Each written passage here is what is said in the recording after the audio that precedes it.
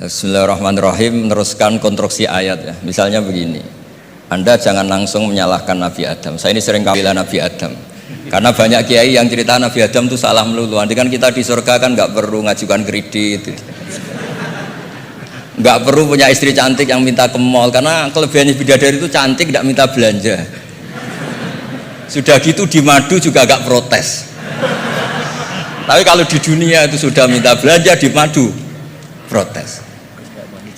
Nah, jadi tapi kenapa Nabi Adam akhirnya keluar dari surga dan kita menyalahkan hanya demi kepentingan supaya tadi punya istri cantik, tidak minta uang apa belanja dan boleh dipoligami mau maksudnya.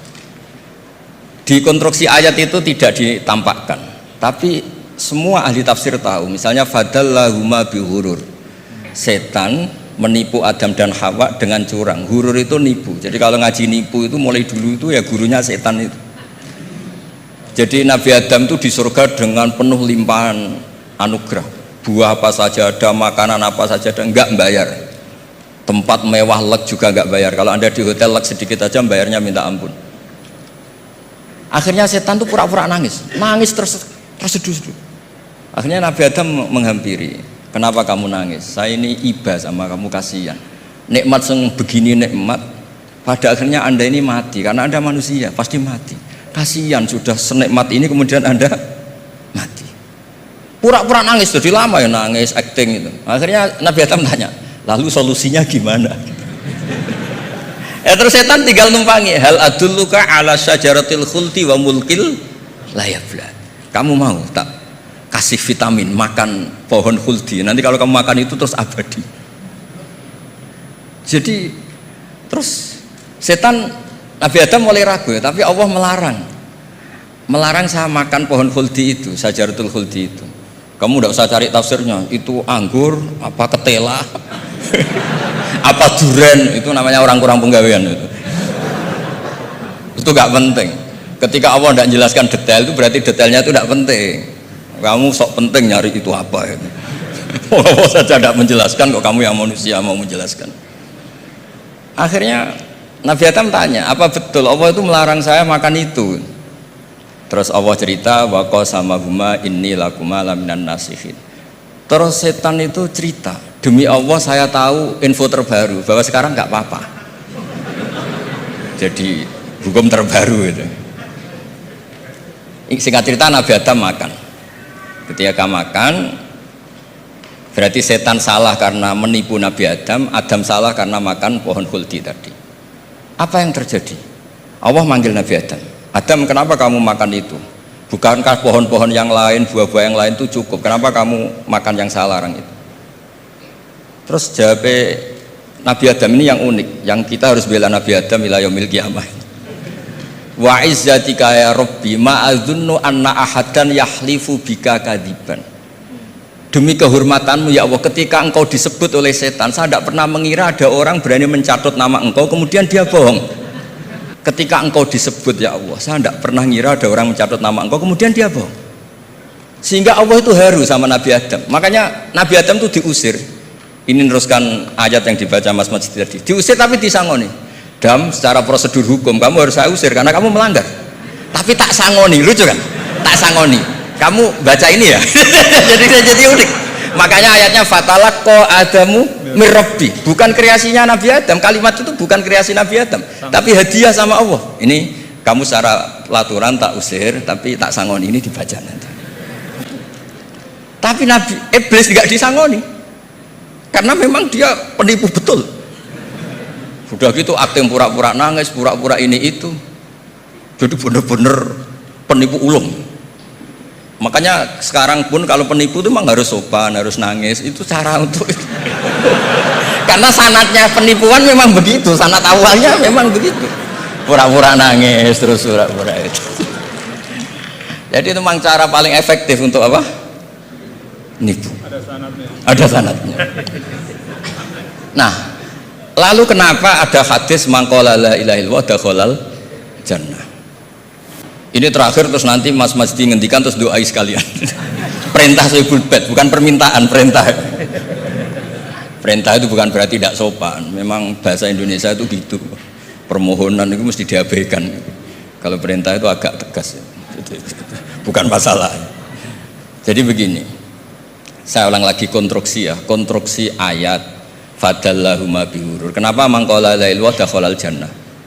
Itu unik. Kalau kita baca hadis, ada orang itu pendosa, salahnya sudah minta ampun, sama Allah dipanggil. Ini hadis musnad, riwayat musnad Ahmad dan banyak riwayat yang lain. Dipanggil, fulan kamu kesini. Kamu lihat itu apa? Bok Gusti. Berapa? 99. Per bok itu maddul basor. Sepanjang mata melihat itu isinya dokumen kesalahan dia. Jadi nggak kayak yang di pengadilan itu hanya beberapa tumpuk. Itu sepanjang dia lihat itu kesalahannya dia. Sepanjang dia melihat. Sudah gitu jumlahnya 99. Ya dia putus asa, dia tidak akan masuk surga. Kemudian sama Allah, sudah kamu tenang saja. Diambilkan bok kecil, kecil sekali, paling sak bok jam tangannya. Dah, innaka lan tuzlamal yaum, kamu tidak akan terdolimi. Kenapa Gusti? Ini kamu punya kebaikan ini kecil sekali. Ya apa efeknya Gusti? Kan nggak ngefek kesalahan seperti itu. Kemudian bandingannya hanya kebaikan sekecil itu. Udah kamu tenang aja. Setelah ditimbang, box 99 yang jumlahnya maddul basor kira-kira 3 kilo sama satu wadah jam kecil. Ternyata setelah ditimbang itu menang yang 1 jam kecil. Karena isinya la ilaha illallah. Malaikat itu nggak berani. Kamu berani, ada namaku kemudian kamu abaikan. Malaikat yang nimbang Pak Warsono itu diprovokasi sama malaikat yang lain. Kamu berani nggak mempertimbangkan kata Allah di situ? Wah ya tidak berani. Itu disebut fala yaskulu ma'asmillahi ta'ala sayun, dibandingkan asma Allah itu tidak ada yang bisa mengungguli. Nah, di sini terus para torekot, para apa konwiridan Allah, Allah, Allah. Tapi karena kita ini sekarang sudah tidak ngaji malah tanya, gunanya apa sih muni Allah, Allah? Lu nyebut pangerane orang-orang gunanya. Oh ini sedang nyebut Tuhannya, kok kamu tanya gunanya apa? Kamu tak kasih uang aja tidak pernah tanya gunanya uang ini apa? Pas dijak wiridan tanya gunanya apa sih? Oh dasar orang aneh. jadi logis. Nah, Nabi Adam juga sama, ketika disebut asma Allah itu nggak mikir yang lain, apa setan itu penipu apa enggak, sudah grogi yang manggil Allah langsung. Nah, makanya saya mohon kenapa kita memahami mangkana akhiru kalamihi Allah la ilaha illallah dakhalal jannah, karena dengan itu malaikat nggak berani macam-macam. Jadi nanti kalau Anda ketemu malaikat tukang hisab, ayo silahkan abaikan nama Allah. Kalau kamu berani berarti tidak malaikatnya Allah. Masa namanya Allah gak dipertimbangkan, apalagi ini asmane Allah. Nah, makanya Nabi ngendikan fato satis sijilat wasakula ismuwah. Kemudian bok kesalahan tadi jomplang kalah, kemudian yang menang hanya asmanya Allah Subhanahu wa ta'ala. Makanya terus disebut, sudah Nabi ketika tanya amal apa paling baik ya Rasulullah, gini dzikrullah fisirri wal alan, gini-gini, dan kamu mati dan kamu hidup walisanu katorbun, kamu harus selalu ingat Allah Ta'ala. Nah, kalau sampean tanya kenapa itu menjadi penting, karena tadi malaikat tidak akan memperbandingkan Allah dengan yang lainnya. Makanya ketika ulama-ulama sufi, kalau kamu habis salah istighfar, nanti di sohifah kamu akan ditulis habis salah, salah, terus di belakang ditulis tapi setelah itu dia bilang astagfirullahaladzim. Nanti malaikat tinggal aja kamu teror, kamu mempertimbangkan Allah apa yang itu. Ini tak ajarin, kalau tepak ya kamu didengar, kalau tidak malah digebuki, tidak tahu saya. Tapi itu ijazah resmi ini hari ini, hadisnya akurat. Ijazah. Nggih ngoten mawon, kok nak kesuwen kepinteran nyanyi kula. Assalamualaikum warahmatullahi wabarakatuh.